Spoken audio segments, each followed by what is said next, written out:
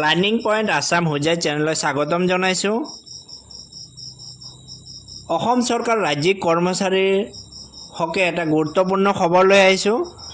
চাম এই ভিডিঅ'টো শেষলৈ, আৰু যিসকলে আমাৰ চেনেলটো ছাবস্ক্ৰাইব কৰা নাই সেইসকলে আমাৰ চেনেলটো ছাবস্ক্ৰাইব কৰিবলৈ অনুৰোধ জনাইছোঁ। ৰাজ্যিক কৰ্মচাৰীলৈ পূজাৰ আগে আহিল এটা সুখবৰ।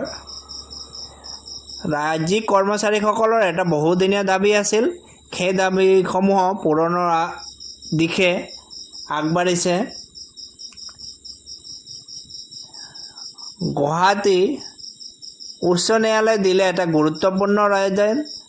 ৰাজ্য চৰকাৰীৰ কৰ্মচাৰীৰ হকে দিলে এটা গুৰুত্বপূৰ্ণ ৰায়দান।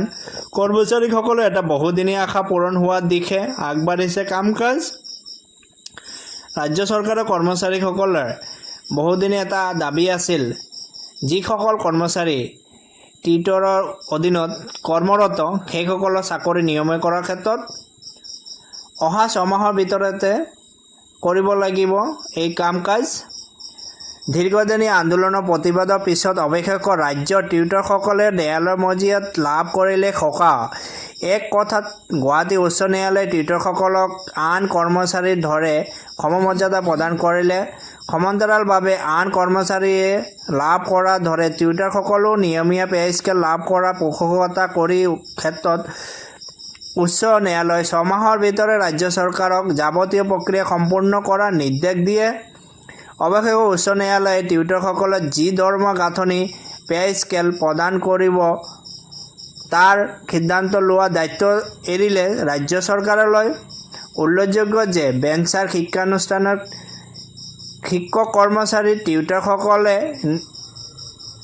নিজ নিজ ওজৰ আপত্তিৰে উচ্চতম ন্যায়ালয়ত পৃথকে 23খন লেখ আবেদন দাখিল কৰিছিল।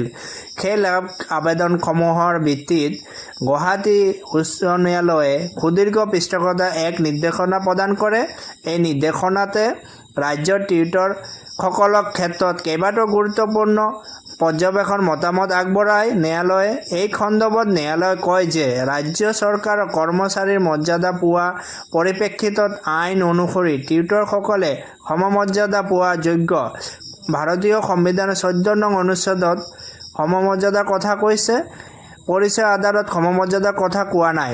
এনে পৰিস্থিতিত ন্যায়ালয়ে চৰকাৰী কৰ্মচাৰী হিচাপে স্বীকৃতিপ্ৰাপ্ত শিক্ষক আৰু টিউটৰসকলক সমান নিৰ্দেশনা উল্লেখ কৰিছে।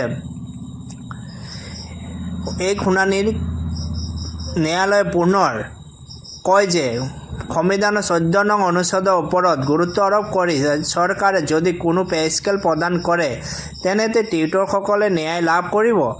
এই ক্ষেত্ৰত টিউটৰসকলক এক নিয়মীয়া পে স্কেল প্ৰদানৰ বাবে ৰাজ্য চৰকাৰৰ আইনৰ 23 নং ধাৰা অনুসৰি বিধি প্ৰস্তুত কৰিব পাৰে। ন্যায়ালয়ে কয় যে আমাৰ দৃষ্টিত এনে পদক্ষেপে এইসকলৰ শিক্ষকৰ মৰ্যাদা ক্ষমতা ৰক্ষা কৰিব। এনে মন্তব্যৰ পিছতে ন্যায়ালয়ে টিউটৰসকলক পে স্কেল প্ৰদানৰ দিশটোৰ ক্ষেত্ৰত ৰাজ্য চৰকাৰক 6 মাহৰ ভিতৰতে যাৱতীয় কাম কাজ কৰিবলৈ নিৰ্দেশ প্ৰদান কৰে। ভিডিঅ'টোক শেষলৈ চোৱাৰ বাবে ধন্যবাদ থাকিল। আৰু কৰ্মচাৰীসকলৰ এনেধৰণৰ খবৰ পাবৰ বাবে আমাৰ চেনেলটো ছাবস্ক্ৰাইব কৰিব, লগতে বেল আইকনটো ক্লিক কৰিব। ধন্যবাদ।